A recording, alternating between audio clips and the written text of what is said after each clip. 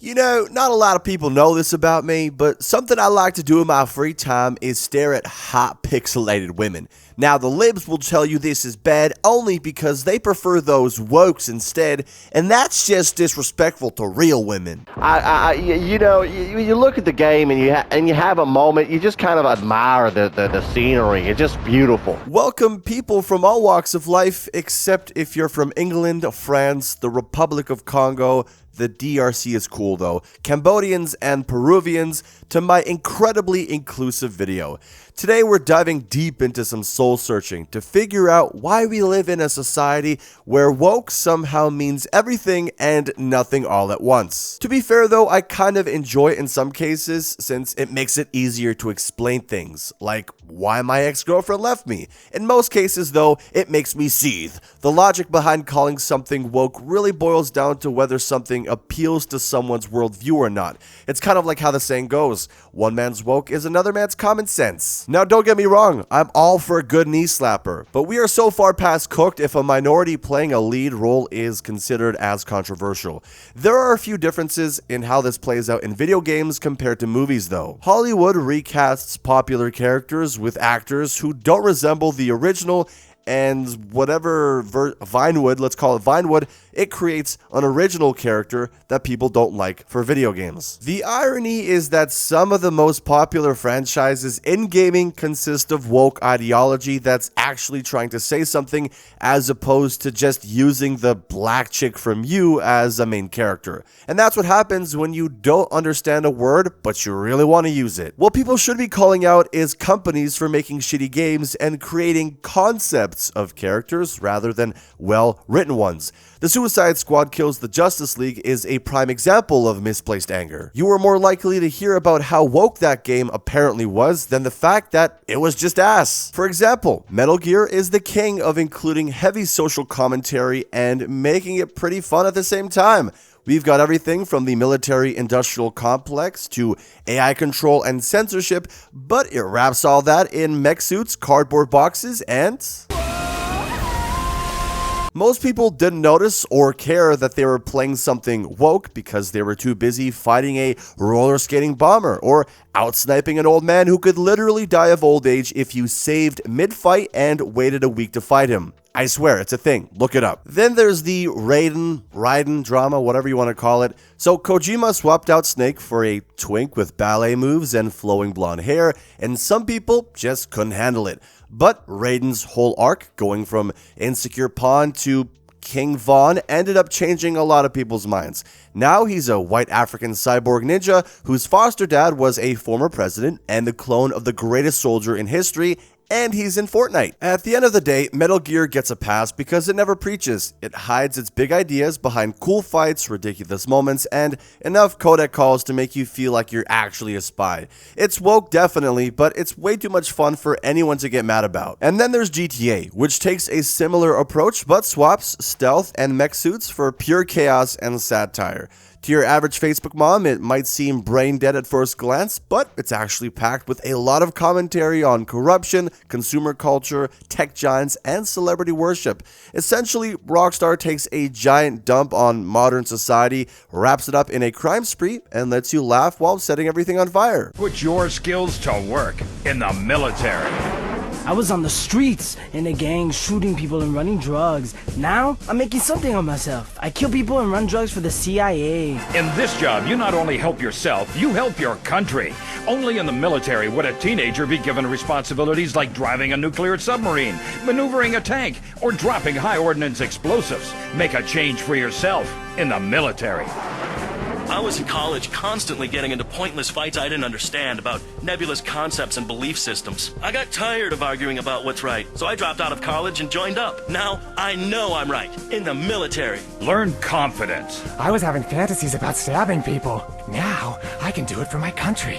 Live the military life. Positions are unexpectedly vacant every day. In fact, I'm about to give up my well-paid job as a voiceover actor in order to sign up and be shouted at by a lot of sexually confused skinheads. I want excitement, and what could be more exciting than shitting yourself while getting shot at in the jungle? Certainly beats sitting in this booth all day. Be number one. Turn your life around in the military. The surprising thing is how they get away with calling out the ridiculousness of our world without alienating anyone. I mean, it's hard to argue against the depiction of corrupt politicians or greedy CEOs when we already know the type of scum they are in real life. Unless, of course, you're a Musk fan. At that point, you probably still think he's taking us to Mars. But the best irony to me is laughing at GTA's satire of consumerism while buying shark cards, which is probably what makes it work so well. It ropes you into the joke, making everyone look like a bit of an idiot by the end. Even more interesting is how GTA avoids the kind of backlash other games get for not even trying to be woke. Maybe it's because it never pretends to be highbrow, or because its satire feels indirect, letting you experience its chaos and absurdity without pointing the finger directly at you. Either way, GTA pulls off what so many other games can't. It delivers its message without you even fully having to acknowledge it. But what happens when a developer tries to say something, but the way they go about it stirs more controversy than the message itself? Well, that's exactly what happened with Far Cry 5. On paper, the game seemed like it wanted to deliver a bold take on religious extremism, cult behavior, and rural American militias.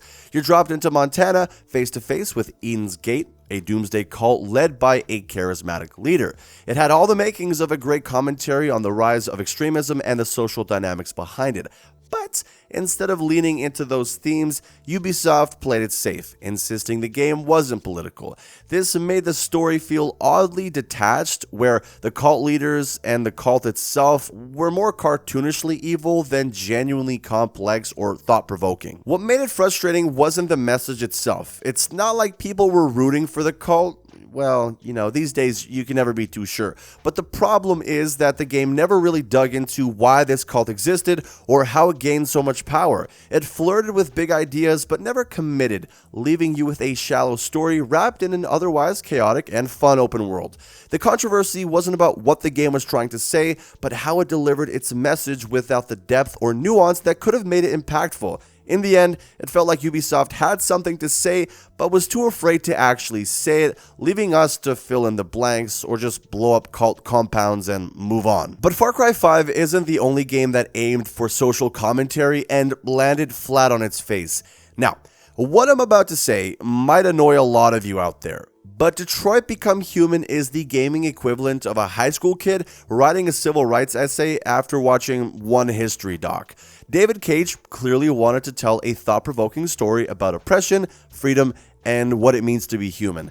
But instead of subtlety, he went full megaphone to the face. The game's main metaphor, androids representing marginalized groups, isn't just obvious, it's painfully obvious. I mean, the game doesn't let you connect the dots. It draws them for you, then circles them in red marker, then highlights them in neon yellow just in case you still didn't get it. At one point, the androids literally sit at the back of the bus, and you're forced to do it. The game doesn't trust you to figure out the message on your own, it has to slap you with it.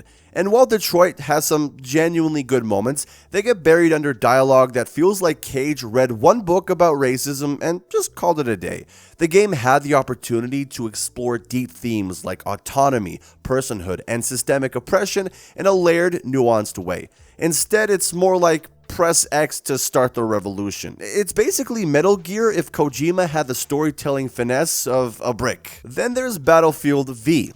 I know it's 5, don't pan me. It's a game that wasn't even trying to be woke in the first place, but got dragged into controversy because of how DICE handled criticism. The game introduced female soldiers in World War II, which did exist in real life, just not the way the game presented them. But instead of explaining their creative choices, DICE basically told their audience, if you don't like it, don't buy it. Which, surprise, surprise, people didn't buy it. Now look, the problem wasn't that there were women in a World War II game.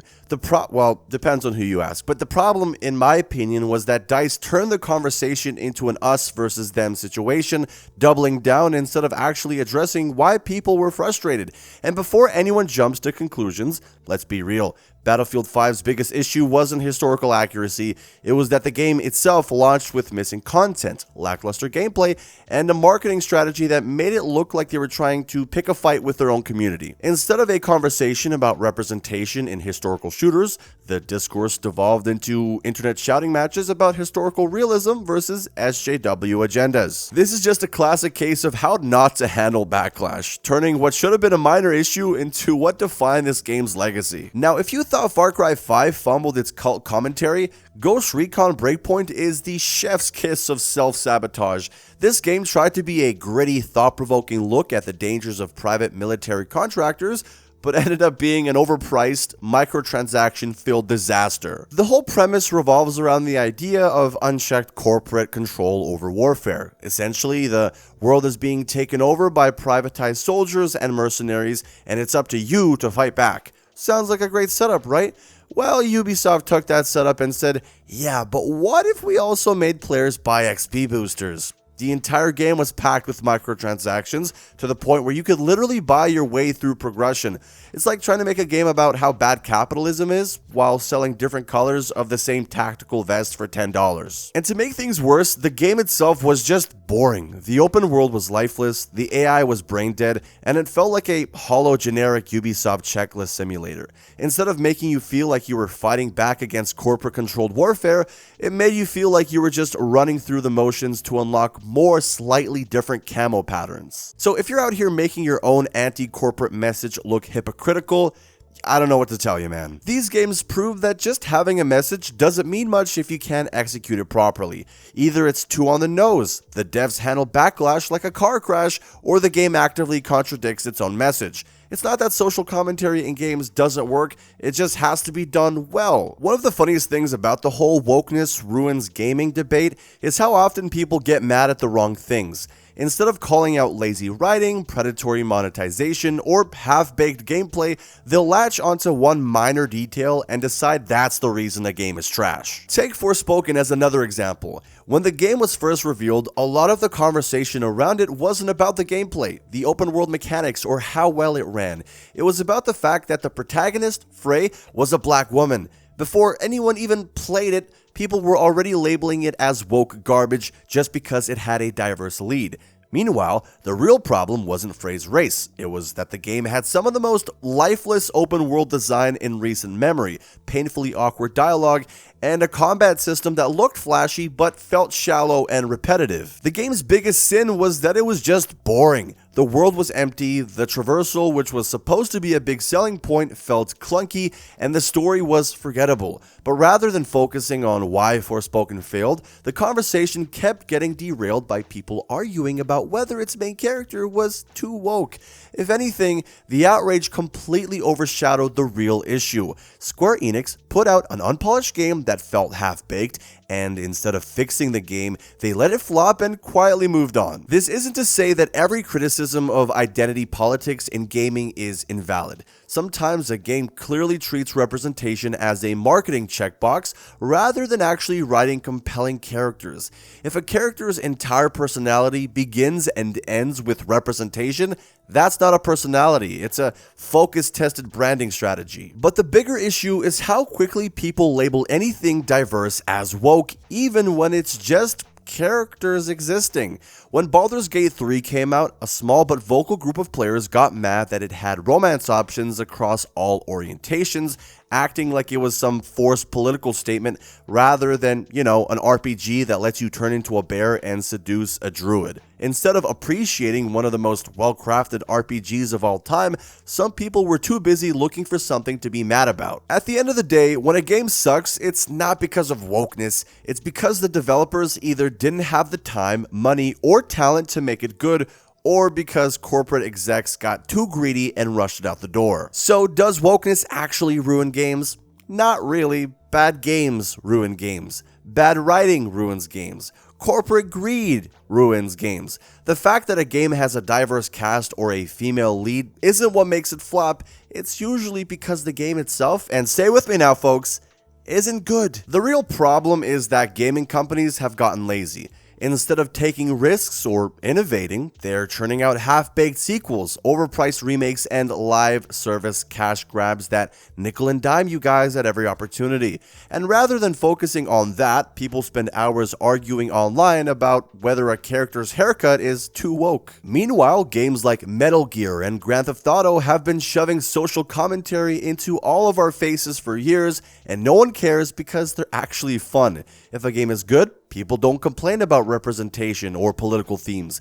But if a game is bad, then suddenly it's because of the woke agenda and not because it was a shallow, uninspired mess from the start. The real outrage shouldn't be about whether a game has diverse characters. It should be about how AAA studios keep getting away with scamming us. Instead of being mad at a pink-haired character in Cyberpunk, maybe be mad at how publishers keep charging full price for unfinished games, how microtransactions have become normalized, how live service models have drained games of their soul, and how studios pump out uninspired sequels that add nothing new while jacking up the price. At some point, people, we gotta ask ourselves, do we actually care about games being, well, not me, I do, but do some people actually care about games being good, or do they just want an easy excuse for why they don't like something? Because if you're ignoring broken releases, overpriced DLC, and pay-to-win mechanics just to complain about whether a character looks too woke, then congratulations, the publishers have won. And that just about wraps up today's video, ladies and gentlemen. It wasn't an overly long one, but it gets the job done. It's not,